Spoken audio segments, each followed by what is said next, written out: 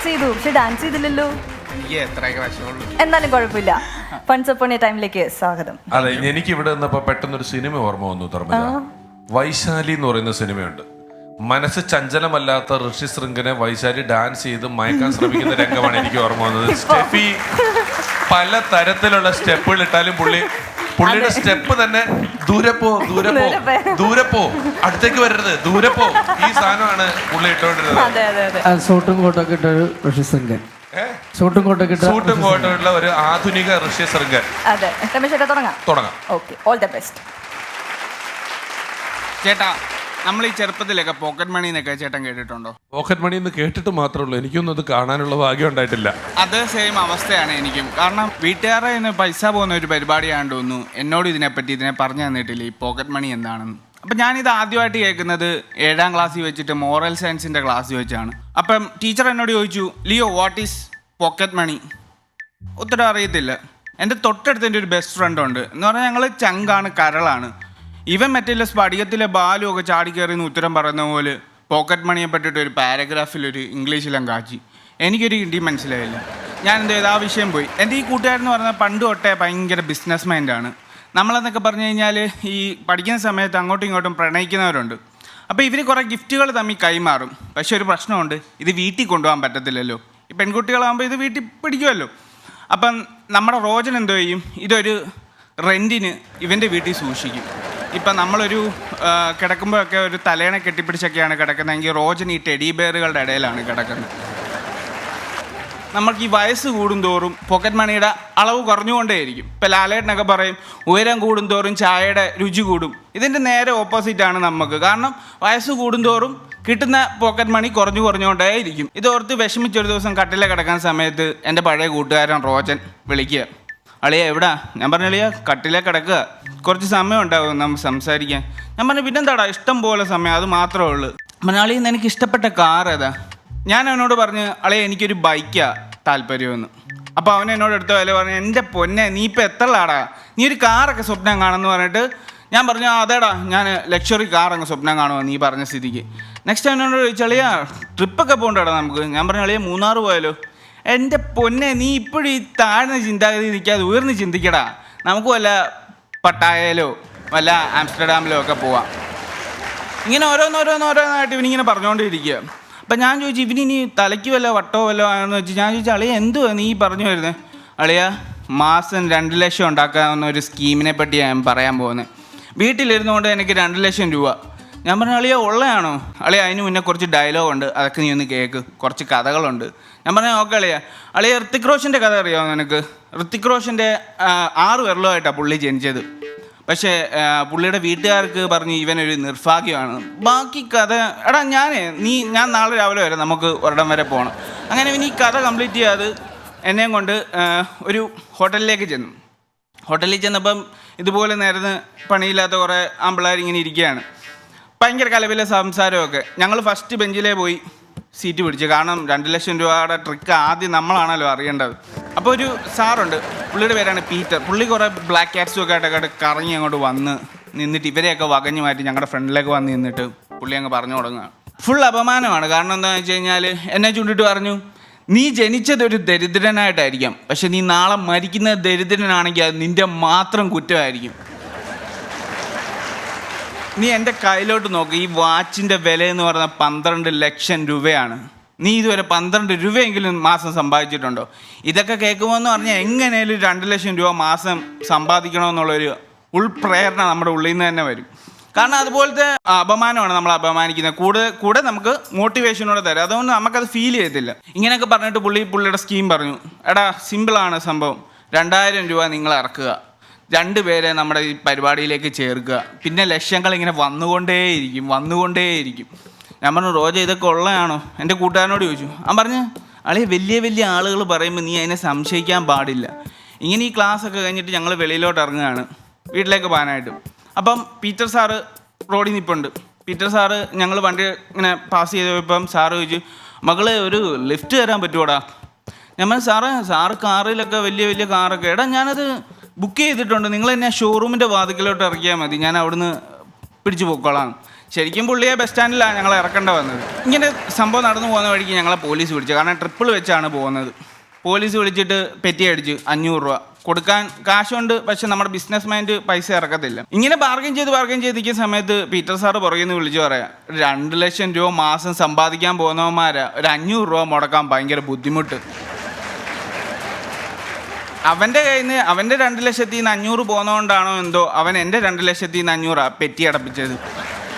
ഇതിൽ എങ്ങനെയാലും 2 പേരെ ചേർക്കണം. അപ്പം എൻ്റെ കൂട്ടുകാരന് ചേർക്കാൻ ഞാനുണ്ട്, എന്നെ ചേർത്ത് ഇതിൽ പിടിച്ചിട്ടാൽ മതി, പിന്നെ ഒരുത്തനെ കൂടെ കണ്ടുപിടിച്ചാൽ മതി അവന്. എനിക്കാണെങ്കിൽ ആരുമില്ല. ആരെ കുഴി ചാടിക്കുന്ന ആലോചിച്ചുകൊണ്ടിരുന്നപ്പോഴാണ് എനിക്ക് എൻ്റെ അച്ഛൻ്റെ അമ്മയുടെ മോഹം ഓർമ്മ വന്നത്. ഞാൻ വീട്ടിലേക്ക് ചെന്ന് 2 പേരെയും പിടിച്ച് സ്നേഹത്തിൽ സോഫയിലൊക്കെ ഇരുത്തിട്ട് അമ്മയുടെ മുന്നിലോട്ട് കൈ ചൂണ്ടി ഞാനൊരു വർത്താനം അങ്ങ് പറഞ്ഞു. നിങ്ങൾ ജനിച്ചതൊരു ദരിദ്രമായിട്ടായിരിക്കാം, പക്ഷെ മരിക്കുന്നത് ദരിദ്രയാണെങ്കിൽ നിങ്ങളുടെ മാത്രം കുറ്റമായിരിക്കും. അമ്മ ഇത് കേട്ടപ്പോഴേ ഒന്ന് മുറുമുറുത്തു. എൻ്റെ അമ്മയെന്ന് പറയുന്ന ഒരു സൂപ്പർ ഹീറോ ടൈപ്പാണ്. നിങ്ങൾക്കറിയാമല്ലോ, ഈ സൂപ്പർ ഹീറോകൾക്കൊക്കെ നികൃഷ്ടജീവികളെ തല്ലിക്കൊല്ലാനായിട്ട് ഒരു ടൂളുണ്ട്. അതായത് ഇപ്പം നമ്മൾ തോർ എടുക്കുവാണെങ്കിൽ പുള്ളിക്കൊരു ഹാമറുണ്ട്, നമ്മുടെ ക്യാപ്റ്റൻ അമേരിക്ക എടുക്കുവാണെങ്കിൽ പുള്ളിക്കൊരു ഷീൽഡുണ്ട്. എൻ്റെ അമ്മയ്ക്കെന്ന് പറഞ്ഞ ഒരു കണ്ണോപ്പയാണ് ഉള്ളത്. അത് വെച്ചിട്ട് നികഷ്ടജീവിയായ എന്നെ തല്ലിക്കൊല്ലാനായിട്ട് ഇരിക്കുകയാണ് അമ്മ നൈസായിട്ട് അത് അടുക്കളയിലോട്ട് കയറി. ഞാൻ പറഞ്ഞു, പ്ലാൻ ചീറ്റിയല്ലോ. അച്ഛൻ മാത്രം ഒന്നും മിണ്ടാതെല്ലാം കേട്ടോണ്ടിരിക്കുകയാണ്. അപ്പം ഞാൻ ഇത് അച്ഛൻ്റെ സൈഡിൽ ഏറ്റില്ലെന്ന് അറിഞ്ഞിട്ട് ഞാനിത് തിരിഞ്ഞങ്ങോട്ട് നടക്കുകയാണ്. അപ്പോൾ അച്ഛൻ എൻ്റെ നൈസായിട്ട് എൻ്റെ 2 തോളയിലോട്ടും പിടിച്ചിട്ട് പറഞ്ഞു, MLM പീറ്റർ സാറ്, മാസം 2 ലക്ഷം. കാരണം പുള്ളി ഓൾറെഡി ക്ലാസ്സിന് പങ്കെടുത്ത്. അപ്പോഴേ എനിക്ക് മനസ്സിലായി ഇത് പാരമ്പര്യമായിട്ട് കിട്ടിയ ഒരു സംഭവമാണെന്ന് എനിക്ക് മനസ്സിലായി. So that was my time. My name is Leo. Thank you. Leo hello, നന്നായിട്ട് പറഞ്ഞു. Thank you. നല്ലൊരു കഥയായി, നല്ല എല്ലാവർക്കും മനസ്സിലാവുന്ന രീതിയിൽ പറഞ്ഞു. Thank you. സൂപ്പർ ആയിരുന്നു കേട്ടോ. നമുക്ക് ധർമ്മജൻ ചേട്ടനോട് ചോദിക്കാം. ഞാൻ ആദ്യം അല്ലയോ ഈ നമ്മൾ പക്ഷേ ഈ പണ്ട് പഠിത്തമൊക്കെ കഴിഞ്ഞിട്ട് എന്ത് ചെയ്യുമെന്ന് ആലോചിക്കുന്ന ടൈമിന് ഈ 101 തൊഴിലുകൾ എന്നൊക്കെ പറഞ്ഞൊരു ബുക്കൊക്കെ ഉണ്ട്. വളരെ നിസ്സാരമായിട്ട് 10 രൂപ പഠിത്തമൊക്കെ കഴിഞ്ഞിട്ട് എന്ത് ചെയ്യും എന്നുള്ള അല്ല ആ ചിന്ത. ശരിക്കും പഠിത്തമൊക്കെ കഴിഞ്ഞിട്ട് എങ്ങനെ അധ്വാനിക്കാതെ പൈസ ഉണ്ടാക്കാന്നുള്ളതാണ് നമ്മൾ ശരിക്കും ചിന്തിക്കുന്നത്. 10 രൂപയ്ക്ക് 101 തൊഴിൽ എന്നുള്ളൊരു ബുക്ക് കിട്ടും. ആ ബുക്കിൽ ഒരുപാട് തൊഴിലുകൾ ഉണ്ടാവും. അതുപോലെ ഞാൻ കേൾക്കാത്ത 102ാമത്തെ തൊഴിലാണ് പ്രേമിക്കുന്നവര് കൊടുക്കുന്ന ഗിഫ്റ്റ് റെന്റിന് സൂക്ഷിക്കുന്ന ഒരു ജോലി. അതെ, ഇവന്റെ കൂട്ടുകാരൻ. അത് ഭയങ്കര ഒരു ജോലിയായി പോയി. എന്നാലും പ്രകടനം നല്ലതായിരുന്നു. ഇതൊക്കെ ഈ കൂടിയിരിക്കുന്നവരും ഞങ്ങളും എല്ലാവരും അനുഭവിച്ചിട്ടുള്ള കഥകളാണിത്. പണ്ട് ഇതുപോലെയുള്ള ചെയിൻ മാർക്കറ്റിങ്ങിലൊക്കെ പോയി ക്ലാസ്സുകളിൽ ഇരുന്നിട്ട് നമ്മളെയൊക്കെ ചൂണ്ടി ഇതേപോലെ പറഞ്ഞിട്ടുണ്ട്. ഞാൻ ഇതിനെക്കാട്ടും കൂടുതൽ ചൂണ്ടിൽ അനുഭവപ്പെട്ടൊരു കഥയുണ്ട്. എന്നെ എൻ്റെ ഒരു ആശാൻ പിടിച്ചുകൊണ്ട് പോയിട്ട് ഒരു ധ്യാന കേന്ദ്രത്തിൽ കൊണ്ടുപോയി. ഞാൻ ശരിയല്ല എന്ന് പറഞ്ഞിട്ട് ധ്യാന കേന്ദ്രത്തിൽ കൊണ്ടുപോയിട്ട് ആളുകളുടെ ഇടയിൽ ഇങ്ങനെ ഇരിക്കുക. കുറേ ആളുകളുണ്ട് ഇരിക്കുക, പ്രാർത്ഥനയുണ്ട്, കാര്യങ്ങളുണ്ട്. അതിൻ്റെ ഇടയിൽ നിന്ന് ഇദ്ദേഹം സാക്ഷ്യം പറയാനായിട്ട് സ്റ്റേജിലേക്ക് കയറി. സാക്ഷ്യം പറയാൻ കയറിയിട്ട് ഞാൻ അങ്ങനെയായിരുന്നു, ഞാനിങ്ങനെയായിരുന്നു, എനിക്കിങ്ങനെ ഒരു തൊഴിലുണ്ടായിരുന്നു, ഞാൻ അതിൻ്റെ ഇടയ്ക്ക് മദ്യപാനിയായി തീർന്നു. അപ്പം എൻ്റെ കൂടെ ഒരു ശിഷ്യനുണ്ടായിരുന്നു, അവനും കൂടെ എൻ്റെ കൂടെ കടന്ന് നശിച്ചു. അങ്ങനെയാണ് അവനും നശിക്കുന്നത് കണ്ടിട്ട് എനിക്ക് സങ്കടം വന്നു. നിൽക്കുന്നതാണ് എൻ്റെ ശിഷ്യനൊന്ന് എണീറ്റിരിക്കുക. എന്നെ എണീറ്റിച്ച് നിർത്തിയിട്ട് ആളുകൾ മുഴുവൻ തിരിഞ്ഞ് എന്നെ ഇങ്ങനെ നോക്കിയിട്ട് അതുപോലെയാണ് എന്നോട് അപമാനത്തിന് ഇവര് ഞങ്ങളുടെ അവിടെ ഒരു ദിവസം എൻ്റെ ഒരു സുഹൃത്തിൻ്റെ ഒരു ദിവസം പെട്ടെന്ന് വിളിച്ചിട്ട് ചോദിച്ചു, നിങ്ങളെല്ലാവരും കൂടെ വരണം, ഒരു സംഭവം ഉണ്ടെന്ന് പറഞ്ഞു. അപ്പോൾ എന്നെ വിളിക്കുമ്പോൾ ഞാൻ വല്ല ചെറിയ ലൊട്ടിലൊടുക്ക് മിമിക്രി പരിപാടി കിട്ടുന്നു എന്ന് ഓർത്താ പോകുന്നത്. സൈക്കിളും ചവിട്ടി ചെന്നപ്പം ഞങ്ങളുടെ നാട്ടിൽ ഈ സാധനത്തിൻ്റെ ഇറക്കിറങ്ങിയിട്ടിരിക്കുക. 10-20 വർഷം മുമ്പ് സ്കൂളിൽ ശനിയാഴ്ച സ്കൂളിൻ്റെ ഹോൾ എടുത്തിട്ട് ഒരു സാറ് വന്നിട്ടുണ്ട്, ഒരു പീറ്റർ സാറ് വന്നിട്ടുണ്ട്. ഞങ്ങളുടെ നാട്ടിലുള്ള ആൾക്കാർ മുഴുവൻ അവിടെ കൂടി ഇരിപ്പുണ്ട് ഇതിനകത്ത്. അതായത് ഇതുമൊന്നുമായിട്ട് ഒരു ബന്ധവുമില്ലാതെ അവിടെ ഒരു 2 ഏക്കർ പറമ്പ് മാത്രം കിളച്ച് ജീവിക്കുന്ന ഒരു ഞങ്ങളുടെ സുഹൃത്തിൽപ്പെട്ടൊരു പരിചയമുള്ളൊരു വല്യപ്പനുണ്ട്. വല്യപ്പൻ എന്ന് പറഞ്ഞാൽ ഇടയ്ക്കിടയ്ക്ക് തൂമ്പ കാലെ കൊണ്ടിട്ട് ആശുപത്രിയിൽ പോയിട്ട് കാലിൽ എപ്പോഴും കെട്ടുണ്ടാവും.